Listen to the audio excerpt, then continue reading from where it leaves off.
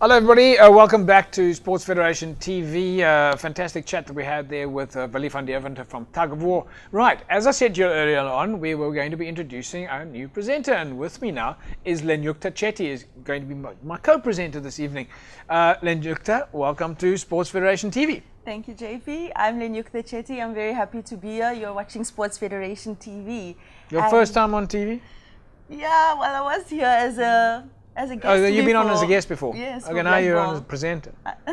Well, yeah. All right, okay. Yeah. Okay, well, I'm going to let you introduce our first guest then this evening. Okay. Or your first guest, so to speak. Yeah, well, first up we had the Furious from Tug of War, and now we hopefully have the Very Good from chess, and Mark Lewis is here with us, and he's the Western Cape president for chess. Hi, Mark. Good day, good day. Glad to be here. Thank you. Tell me, what's happening this year with the districts in chess? Well, there's been lots of growth. We've seen, especially in Western Province, which is the biggest, or the Cape Metro as it's now known. They're the biggest region, and there's a big surge in junior chess. And then we've had the Overberg region. It's still a fairly new area in terms of chess, and they have taken leaps and bounds. They've even been at the national championships in Boksburg this end of last year, and I didn't expect that they would be able to get things together so quickly. Yeah. Okay, so are we looking at a lot of school-based play? At the moment, yeah, schools is at the moment playing their trials, where they try to go through qualification stages to get the players to get to the stage of top schools and even Western Province colours at school level. Okay. Okay, I'm going to jump into the picture. And Mark brought along this mobile chessboard, which we said it's lying on the floor. So I'm just going to lift this up. It's quite heavy. Folks, there you can see it. Lenyukta, do you play chess? I can. You can. So do you play chess often?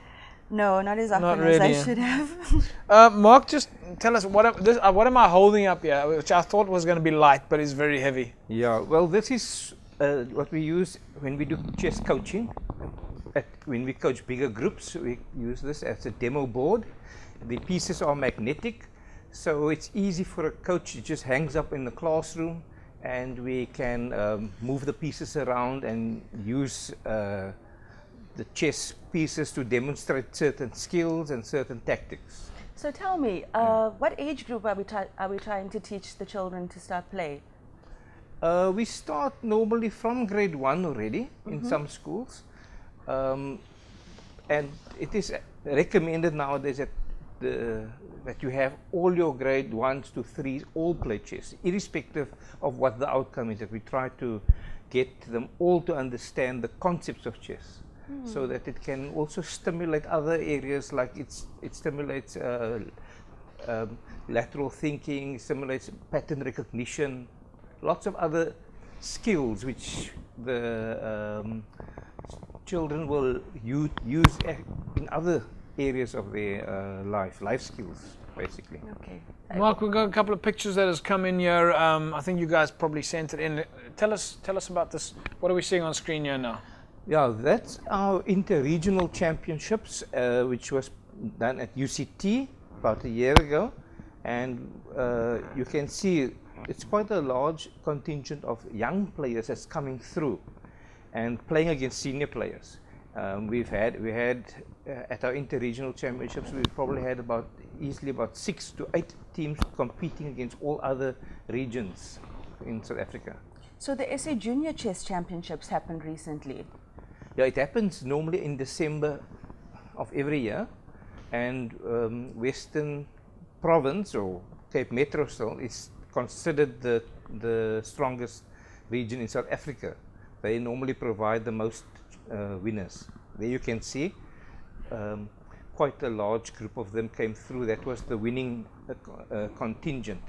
They play age groups, so they took up nearly 70 to 80% of the medals at the tournament.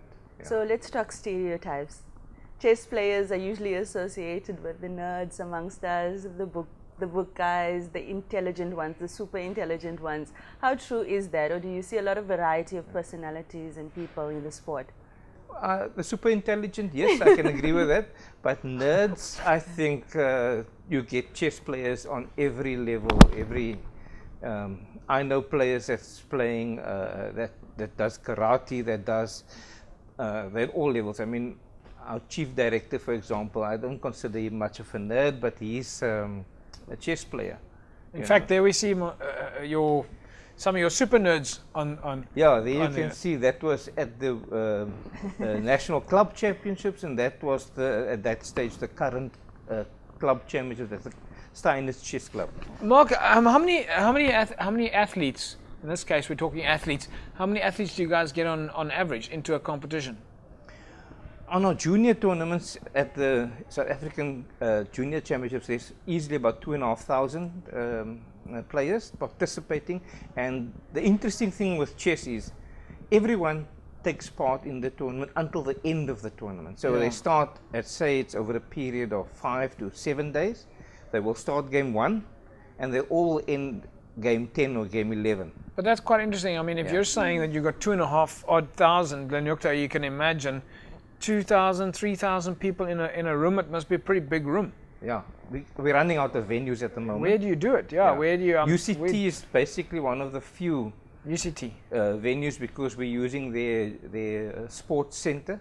Yeah. And we fill it up from the one side to the other.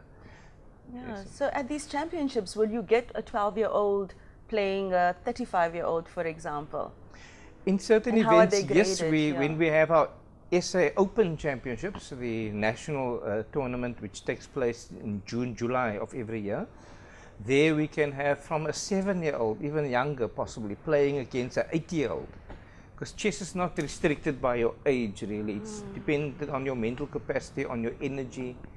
There's no restrictions on age. And tell us about the juniors. We've got a lovely picture of the juniors here.